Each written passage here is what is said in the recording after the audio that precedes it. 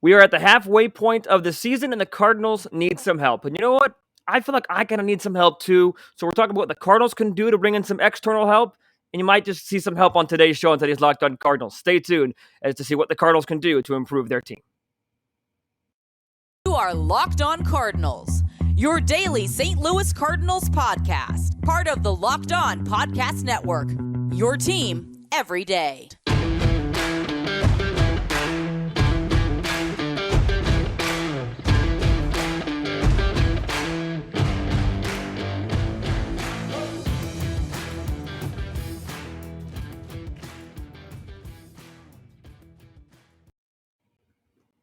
Hello and welcome to Locked On Cardinals for Tuesday, July 5th of 2022.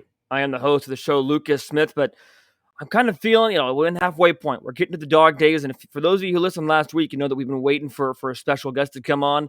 It's time to welcome on the new co-host of Locked On Cardinals, JD Hafron. As he comes in here, you can see him on YouTube. You'll be able to hear him in just a moment on your podcasting platforms. JD, welcome to Locked On Cardinals. Well, thank you so much, Lucas. It's an honor to finally be here and joining you on the Locked On Cardinals here. It's fun. It's going to be a blast. Hopefully, this will provide a different aspect. I think I provide some expertise, but you've been a Cardinal follower, Cardinal fan for quite some time. You got some good opinions as well. It's going to be a good time to co-host with you for a little bit. But before we get into what the Cardinals need to fix their, just give a little bit of background on you for new listeners as we kind of start this new adventure together. All right. Born and raised in St. Louis, which Love is how I became a Cardinal fan. The family is diehard Cardinals and Blues fans. I don't want to, neglect our Blues fans who might be out there watching as well or listening, but definitely baseball family. Grew up playing, grew up on the north side, went to Pattonville High School because that's a question everybody in St. Louis always asks everybody. Like, What high school did you go to? Pattonville High School. So grew up next to the airport. And just had been a fan and got into the radio business, broadcasting, quite some time ago. I started in Cape Girardeau, Missouri, is where my first job was, and then moved up to Peoria, Illinois, which was tough because it was all Cubs fans up there, Lucas, and it's rough up there. And then made my way even more east over to Cincinnati, and everything was fine when I got here. They didn't mind us Cardinals fans so much, and then the brawl happened between Brandon Phillips and Molina.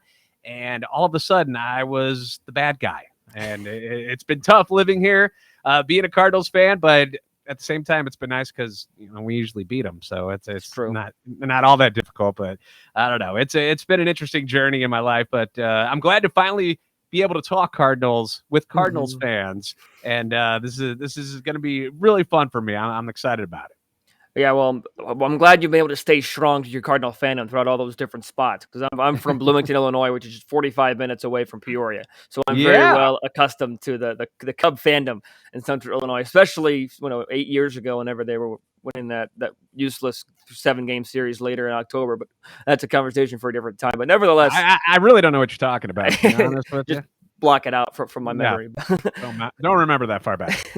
You mentioned talking Cardinal baseball. We just reached over halfway point. And the biggest thing, I think you and I have been talking for the last couple weeks ago, that this team needs pitching. And I think that there's little to no question about that. Yes, you've got Matz on the mend. You've got maybe Flaherty on the mend after the All-Star break, but he's not going to be back until then. The bullpen, piecing it together here and there. But at the end of the day, the biggest weakness on this team, and it's a weakness I didn't foresee coming, was the pitching to date. The pitching has been underwhelming. It has. Something that last year I thought maybe the front office would have learned from was the fact of all the injuries. Remember, I couldn't get anybody to throw a strike last year. It was so difficult, and it was, oh my gosh, it was mind-numbing watching it because you have this amazing defense behind them, and they basically catch everything, and nobody can get the ball over the plate. You had injuries that led to people who weren't supposed to be in the majors yet starting for the team.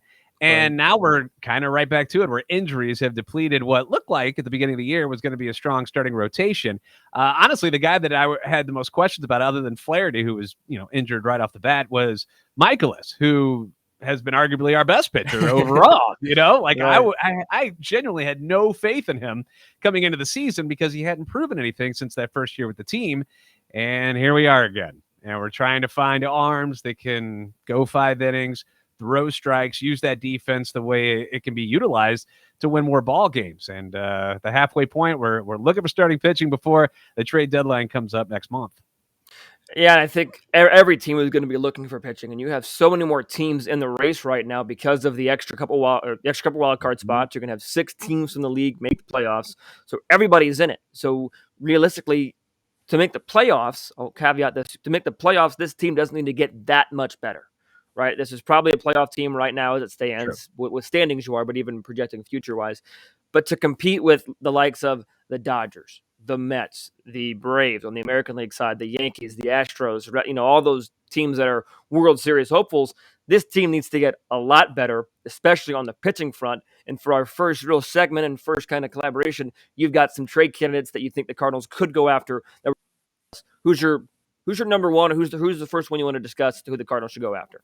All right. So obviously with the trade deadline coming up, you've seen a lot of writings about certain guys who might be available. So what I did is I went to the standings, and as you mentioned, with the playoffs being this year where they've expanded, I didn't want to use teams that were, I would say, within 5 games of the wild card spot, because those people are probably not going to make too many deals. Not at this point. They might fall out a little bit later in the month, but as of right now, that's what I kind of broke it down to. So one of the targets I wanted, and he's quite expensive because he's got a few years left on his contract, will be Madison Bumgarner from Arizona.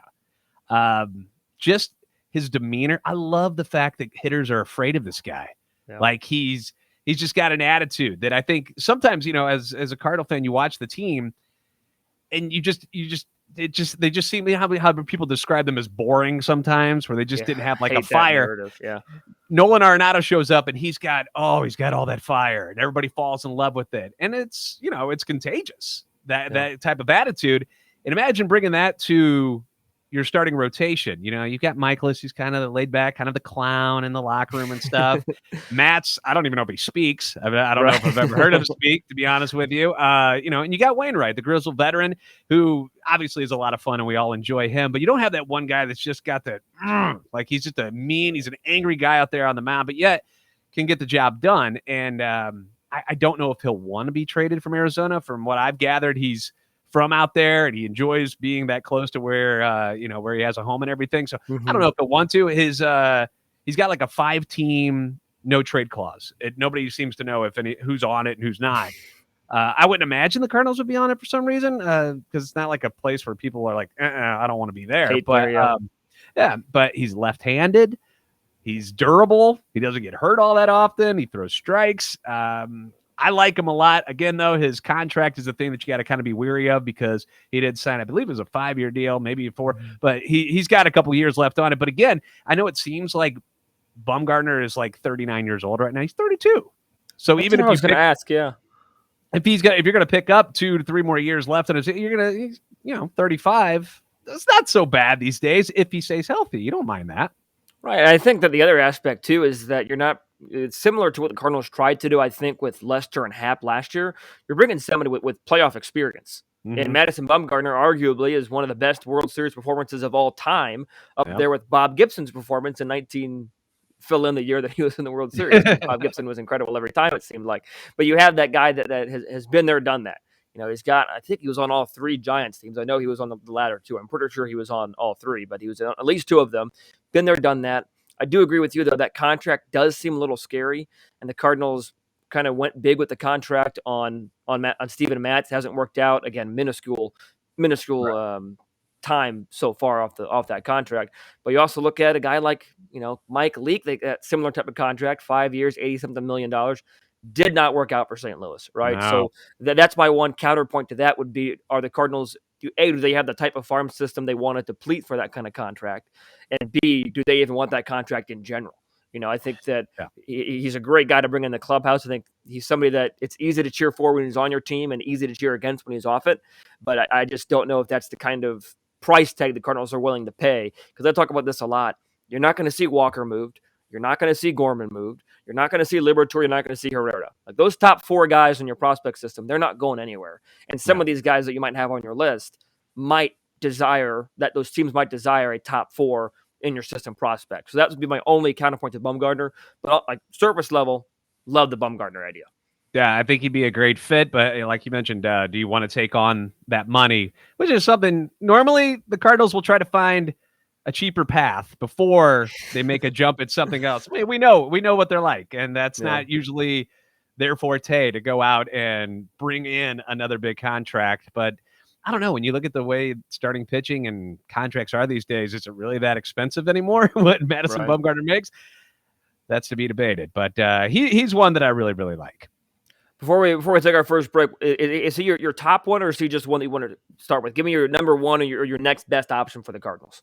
Well, he's one of my most expensive. Okay, Right. Okay. there's plenty of lower level ones. I don't know if there's one that's all that much better than another one. A guy that came to mind was Noah Syndergaard. Again, he's expensive, but his contract's up at the end of this year. He signed a $21 million 1-year deal with the Angels, who aren't going anywhere. Okay, you've got Ohtani, you've got Trout, and that's it. And they're not winning. And since they had that disastrous losing streak, they've basically punted. Like they fired their manager and have moved on. So Syndergaard, who he's not striking out people like he used to, but again, with this team, you don't need that. You don't need somebody who's whiffing 8-9 batters a game. Let him put it in play. That's fine, especially at Busch Stadium, pitcher's ballpark. Yeah. So he's somebody that the strikeout numbers aren't there, but his whip, his ERA, pretty good considering he's in the American League. He's just, you got to take on the rest of that contract. And what would it take to get him? And the fact that his contract is up at the end of the season, you don't want to give up too much, and then you only have a couple of months of him and then be done. I think the Cardinals, too, aren't known, or at least to my recollection, aren't really known to go after those rental-type players.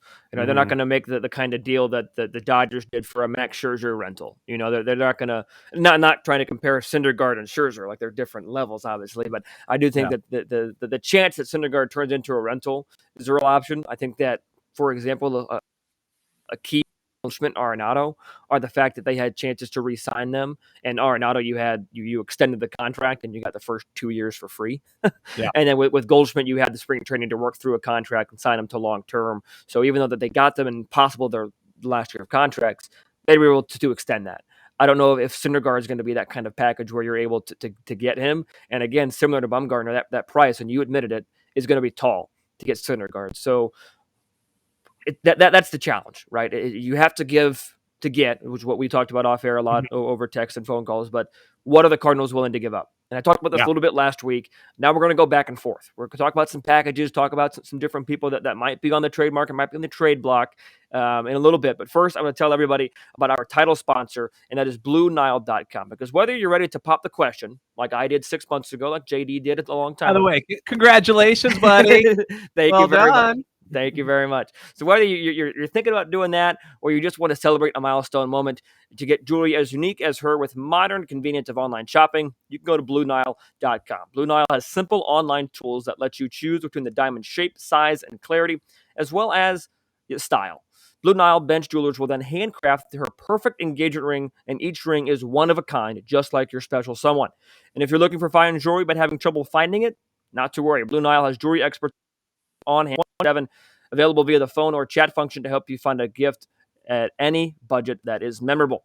Make your moment sparkle with jewelry from BlueNile.com. And Locked On Sports listeners, that's you, get a podcast exclusive of $50 off purchases of $500 or more. This podcast exclusive includes engagement. Use code LOCKEDON. That's LOCKEDON, Locked On. Plus, every order is insured, ships free, and arrives in discreet packaging that won't give away what's inside. You can shop stress-free and find your forever peace by going to BlueNile.com today. Pitching. I think that in my experience, pitching, a good pitching staff's going to beat a good offense in a series. Maybe not in a wild card game or in a 1-game playoff, but in the course of a 5 or 7 game series, which is hopefully what you're aiming to play in October, good pitching is going to win. We talked about a couple of arms that we could see that you like the Cardinals going after, Bumgarner, Syndergaard. I like Bumgarner a little bit more between those two because I think I would like to have somebody a little bit more control on them. You get a little bit more, assurance, but then does that price go up? You just don't know. So we're going to talk about packages in a little bit, but is there anybody else that, because everybody goes to Montas. Frankie Montas is the guy that everybody flocks to. I know he left his game yesterday, the day before, some injury. I'm not sure the update on that. So that could change his market. But you've been cognizant to not name Montas because he's somebody that everybody might want, and that in all honesty, somebody might outbid the Cardinals for because of how willing that team might be willing to deplete a farm system. Who's one, maybe one or two more guys that you want to talk about is who the Cardinals should go after that's not Frankie Montas and why that's a good thing. All right, I'll give you another one that is right there, who, in my opinion, actually is better than Montas, but they're really going to ask a lot, and that's Luis Castillo from the Reds. Okay, the Reds aren't going to be trading with the Cardinals, so we don't really have to go too much into that one, but I would rather, if I was another team in the league, I'd be chasing him over Frankie by far. Luis Castillo is incredible, and getting to watch him here live from where I live is he's something else, man. So he's phenomenal. He's one. There's another one that could be had, I would think, but his contract is bonkers, and frankly, he's not all that great. But Patrick Corbin from the Washington Nationals, he's had like one or exactly. No, he's had one or two games, and that's been about it. He's been absolutely terrible, but you could probably get him if you really wanted to. Mm-hmm. As far as on the cheaper side of things, let me throw this name at you. Having a career year this year, Texas Rangers, Martin Perez. That's a name that a couple weeks ago, months ago, they were throwing around in Cy Young contention. That kind of name, and it might be a lightning in the bottle. Who knows how he's going to be long term, but tell you what, if you can get what he's done the first 2 months and the last 2 or 3, I mean, that elevates this rotation to another level. And then you're talking, comparing yourself at least this year with how people are performing this year, comparing yourself with the Brewers. That kind of rotation based on the stuff that he's thrown at you this year. Now, with the Rangers, I would assume that the Rangers, remember how much money they just threw around in their offseason, that they'll try to extend him or sign him to something before they actually, unless they get blown away by a deal. So I wouldn't expect Martin Perez, but he's a name out there. How about Zach Davies in Arizona? Somebody who throws strikes, not a power pitcher. Mm-hmm. He'll get the job done. He's got good numbers this year for Arizona. He was somebody I thought the Cardinals would have looked at in the offseason as a cheap guy. I think he's under a 1 year, $2.5 million contract. It's not going to cost you anything. Does Arizona want to deal with the Cardinals again after giving them Goldschmidt? I don't know, because I know some people out in Arizona are like, I would never deal with you guys again. Never, ever, ever, ever. You robbed us. And I'm like, whatever, not really. But I mean, I think that the thing with Davies is that if he was left-handed, I think that the Cardinals would have done what you said and gone after him in the offseason. I think that was the Steven Matz type move. And I think that all these moves, I understand, people are probably going to be saying, well, this isn't a Frankie Montas level move. This isn't a Luis Castillo level move. And to that, I say the Cardinals have not made that level of move in season in quite some time. Yeah. I mean, it's just not their MO. And we can have a different discussion as to whether or not that's a good thing or a bad thing. We can have that discussion later. But I do think that to expect to get a number one or an ace type pitcher in this market, first of all, is maybe you're setting your expectations too high. But also when you look at who the Cardinals are, I think adding a Davis to this team elevates it. I really don't think any of the pitchers you mentioned makes this team worse, makes this rotation worse. I don't think any of them are going to be like, ooh, that's or stay the same. Like, I don't think any of them are saying, oh, that's the same as Dakota Hudson. That's the same as Adam. Like, no, I think all these guys will at least elevate a little bit. But who the Cardinals going to give up? Because you've got some options. The outfield and first base are backlogged. You've got O'Neill, Bader coming off injury. With the way they performed this year, especially O'Neill, he's put himself on the trading block, in my opinion. And I love what he did last year, and he's a 5-tool player. But he's on the block, in my opinion, or could be. Paul DeYoung, who has 11 home runs at year. Maybe somebody wants to retool his swing and to get him back on track. Alec Burleson, minor league prospect that probably should be in the major league, could be up there. Different packages for different teams. Lars Nootbaar, another one. Who are maybe your 2 or 3 guys that you are putting on the table in any trade that you're, for lack of a better phrase, okay with parting from, because you're going to have to give up something? Yeah, me and you were texting about this just last week. Like, let's think about this, because I mean, the amount of rookies that are doing so well for the team right now, up on the, like, where would they be without these guys right now? Right. Like, with the amount of injuries that have happened to them in the outfield, and I kind of threw it out there too. I was like, all right, what if you had to trade one of these guys and this guy to get something like that? Like O'Neill, like, are you willing to? I mean, he's 28.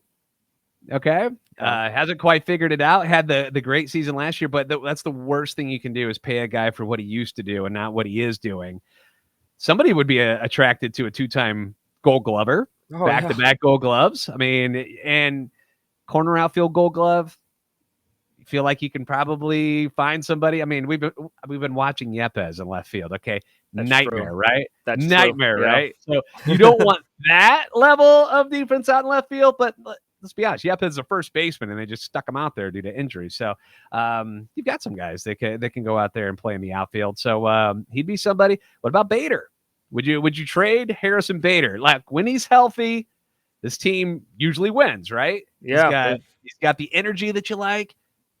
Got the Gold Glove in center field. Seems to be doing pretty well at the plate. You know, he is what he is. Okay, he's never gonna hit 300. He may never hit 270, to be honest with you. But he's just got that energy. So he's kind of an important cog. But are you willing to lose him? Put Carlson into center field where he originally came up playing. That's something that you could do. Yeah, I think that the thing with Bader is that he doesn't need to hit 300, right, to be valuable on this team. And I think that the way this team is constructed almost makes him more valuable than O'Neill. And I say that because you had the mashers. You've got Arenado, you've got Goldschmidt. Carlson will run into one every once in a while. Yepes hit a home run last night, and he missed a second one in his at bat in the first game, if you will, with the delay. But early in the game, missed a home run by about 1.5 feet, so he could have had a 2 home run day. So he's got power. You got the mashers. You have speed on this team, but you don't really have that guy like Bader. Nobody really has a guy like Bader if you want to get into it with the flow and the energy and everything. But I think that Bader is almost more valuable on this team, and an O'Neill offering up in a trade might get you a Montas or might get you a Syndergaard or somebody that is going to be more pricey. Got some years of arbitration left. Maybe you can not fix him because he's not completely broken, but you can retool him to what he was last year, right? You give O'Neill, maybe you throw in a Nootbaar, you throw in a Mason Wynn, somebody, the top 10 prospect, not your top 4, and Alec Burleson. Maybe you get Montas and a reliever. The A's have a name that escapes me, but they got a couple of bullpen pieces that have been talked in the market. So I think that if you want to get somebody like a Syndergaard, a Bumgarner, one of those more expensive guys that we've talked about, or a Castillo, or Kyle Hendricks, I think was another name we were throwing around in notes, I believe. But you're going to have to give up an O'Neill. And to be honest, if I had to pick one right now as we talk, on July 5th, 2022, am I giving up O'Neill or Bader? I'm giving up O'Neill. And it pains me to say that because of his year last year. But I agree that O'Neill is one I give up. An interesting one to me, Brendan Donovan. Somebody that is valuable because he plays so many different spots. Is he valuable enough to keep on the team and not give up at a trade? Because he is slumping a little bit at the plate, so that might hurt his chances of not being traded. But he plays everywhere. How do you give that up? You'd have to get a massive return. What are your thoughts on that? Here's my thing with Donovan. He wasn't like a top prospect. It wasn't as if he was like, oh my gosh, we're bringing up this superstar finally who can play everywhere. No, actually, we just kind of brought him up, and in my opinion, he's outperformed himself. So I'd rather trade him while he's at his peak than when he comes back down to earth, which it will happen because, he's not a 315 hitter where he's at now. He's over 300 still, but he's been invaluable. You got to be honest. Like you've loved having him on team. He's kind of like in, how Tommy Edman was when we first brought him up, where he was playing everywhere. He was playing the corner positions, in the outfield. He's playing up the middle. He can do it all. You love having those guys on your team. But if that is the tipping point to get an ace or a top 2 starter, I'm going to give him up. I'm sorry. I'm not that attached to him where he's unmovable. Again, you gotta give up to get something. Yeah, you can only mark so many people as unmovable. Obviously you're going to give maybe Carlson gets that designation of guys on the fringe, because obviously, like I'm not even going to talk about Nolan Arenado or Paul Goldschmidt being unmovable because that goes without saying. But you're not going to give up a Carlson. You're not going to give up an Edman, and I already mentioned the prospects you're not going to give up. Do you trade a Kisner for somebody? Do you trade a Herrera? I don't think they will, but maybe in the way he performed in the major leagues, that offers him to move. But do you trade a Kisner? Do you trade a Nootbaar, an Edmundo Sosa? The backup shortstop for the Cardinals. I don't know. I think that it all depends on what the market shapes up to be, and which echelon are you willing to go after? Which echelon that we talked about. So all this negative talk about the Cardinals pitching aside, there have been some good things on the pitching staff. Ryan Helsley, reliever of the year, in my opinion, anyone, as well as some really good things at the plate. So for our last segment on our first show together, which, by the way, even just 24 minutes in, and has been a ton of fun, we're going to talk about some of the good things, and we're talking about the rookies and the offense that have been two of the brightest spots in this Cardinal lineup this season. So talk about that coming up here in just a moment. But first, this episode is also brought to you by Rock Auto, because with the ever-increasing numbers of makes and models, it's now almost impossible for your local chain auto parts store to stock all the parts you will ever need. Don't endure pointless or intimidating questioning and wait while the person behind the counter looks up their computer, what their warehouse happens to carry, and offer you their specific price point. You can save time and money with rockauto.com. It's a family business serving do-it-yourselfers for over 20 years. They have everything you could possibly need. I'm going to go order a headlight when I'm done with this show myself, but you can also get brake parts, tail lamps, motor oil, even new carpet if you need some new carpet for your car as well. Go explore their easy-to-use website today, rockauto.com. You can see all the parts available for your car or truck right locked on in their How Did You Hear About Us box, so they know that we sent you. Amazing selection, reliably low prices, all the parts your car will ever need. You can find them at rockauto.com. It's been the year of the rookies for the Cardinals this year so far, JD, and there's a lot to choose from. You got Pallante. You do have Donovan, even though we just kind of talked about him as a trade piece. Yepez, Gorman. Who's your favorite one to watch this year so far? Just this year. Not talking about future with the team, but just this year, who's been your favorite to watch? Oh, I'm completely attracted to Nolan Gorman. I love it. I don't care if he strikes out. I love seeing him take that mighty hack, and his hands are so quick, and he's buff, and he's beautiful. He's an amazing talent. Like he's one of those guys. I'm telling you, he could be a face of the franchise type of thing. Just his demeanor. He seems great as far as clubhouse. He seems willing to learn. He doesn't seem cocky. Like he's just out there doing his thing, and he's still learning a new position. He's still learning to play second base, and he's gotten better. Let's be honest. I mean, everybody's going to have hiccups. Even the best second basemen make errors. Nolan Arenado is making errors over there. It happens. It's okay. Right. We can't freak out every time the guy boots a ball. Okay. And if he makes 4 or 5 errors in a game, all right, let's sit him down and have a look. But it hasn't really been that bad yet. And I feel like he's improved. Sky's the limit for this guy, man. I can't get enough. Give me all the Nolan Gorman I can possibly handle. I love it. I totally agree. You know, it's the Gorman that hits a home run every couple of games that you can live with the strikeout. And so far, we're seeing that. And honestly, you know, I feel like it comes in a game or two bunches with Gorman. Because, like, long-term, I really don't think we see a lot of strikeouts. But it's those little 2 games in a row where he'll strike out 6 times. You know, I think he struck out 3 times looking on Sunday Night Baseball. And he had the air in the field. So you have games. But as you mentioned, rookie, new position, these things will happen. A guy who I love and that I don't think gets enough credit, even from me, Andre Pallante. You mentioned where would this team be without the rookies? Where would this team be without Andre Pallante? He's done remarkable work in the bullpen. He's turned in phenomenal starts on the mound. He's been just exceptional, in my opinion. This rotation would suffer without him. This bullpen would suffer without him. The only question for me with Pallante would be, where do you put him? Where is he needed most? Right now, it's the rotation. Earlier on, it was the bullpen. You could argue right now it's still the bullpen, but you could also argue you could argue both ways. That's how good he's been. It's not like he has glaring numbers one way or the other. You know, like Packy Norton has struggled as a starter this year, but been really good as a bullpen. No, Pallante is so good at both aspects of it that he can put him whatever and makes this team valuable. But I don't think we could go really any show, JD, without talking about the man, the myth, the legend that is Paul Goldschmidt. I mean, this man is doing MVP type stuff this year. And I said this quote a couple weeks ago. I think it was late June, mid-June, that I don't use this phrase lightly. I don't think anybody should. He was having an Albert Pujols type run, like a prime Albert type season at one point, hitting a home run like every other day. And Goldschmidt, A, should start in the All-Star game in a couple weeks, and B, in my opinion, is trending towards the MVP. Yeah, I have no reason to disagree with you whatsoever. Even the national people they're on board too. They're like, the thing is, he's not a sexy guy. Like he just goes out, does his work. He's such a Cardinal guy. It's disgusting. Like he was so boring. When they traded for him, everyone's like, well, yeah, that makes perfect sense. This is where he belongs. But he just goes out, does his business, and, you know, he leaves the talking up to other guys on the team, you know. And it's been a pleasure watching him this year because, 2 years ago he comes in and, he's doing, he always struggled at the beginning of the year. And then this year he had that amazing spring training. Remember, everybody was like, oh my gosh, he's doing something different.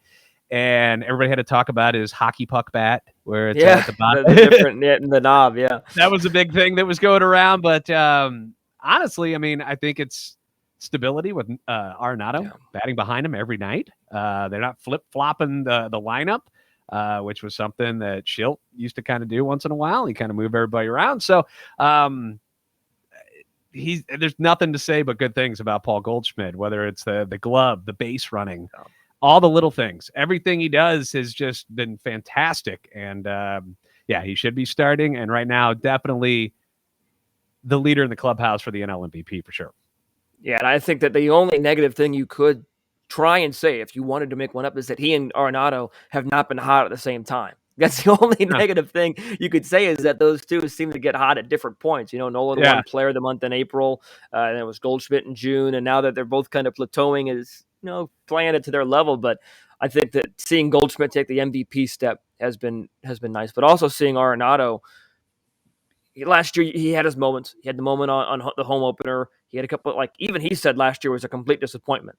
And if you're disappointed hitting 34 home runs, driving in 100 runs, boy, the next year's going to be scary. And this year, he's proven that. He's hitting, upwards of 280 going into play yesterday. I think he got 18, 19 home runs, playing, again, platinum level third base.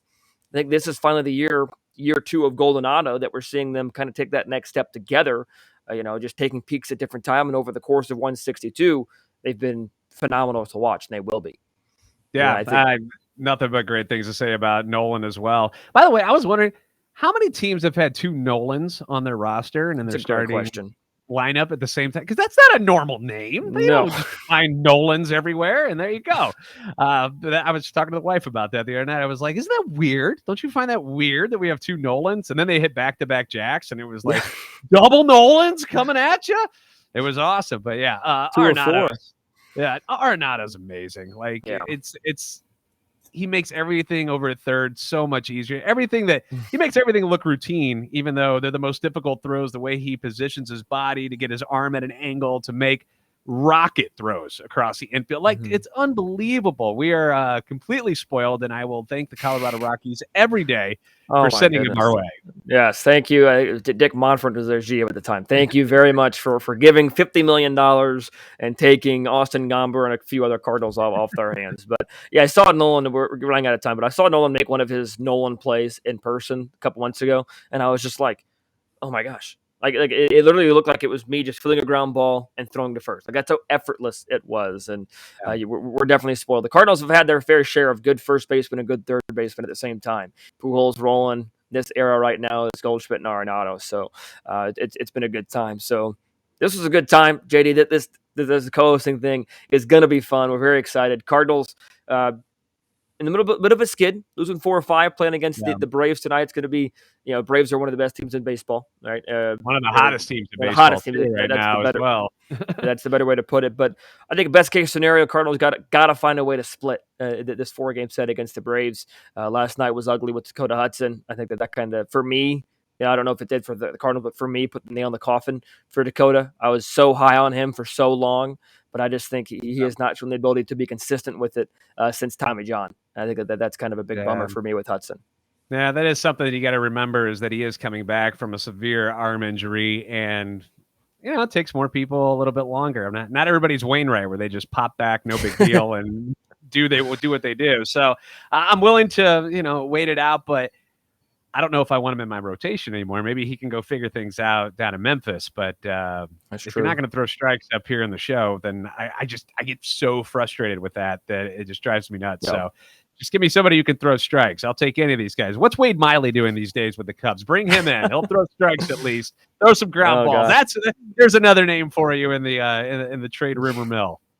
Another one in division, which will be costed probably an arm and a leg. So Pallante, Michaelis, and Liberatore, the next three for the Cardinals, 6:20 Central Time starts for the next 3 days. JD and I will be talking all about it over the course of this week, and as things get closer to the trade deadline, I'm going to continue these conversations as we hear reports. Be sure to stay tuned to Locked On Cardinals. Subscribe to YouTube. Follow us on Twitter. I'm at LJ Fastball. You can see it down there if you're watching. He's JD Sports Radio. You can see it down there as well. Anywhere you can find podcasting, you can find the Locked On Cardinals podcast. So from JD and myself, thanks for listening. We'll talk to you tomorrow. Stay safe, stay well, and have a fantastic rest of your day.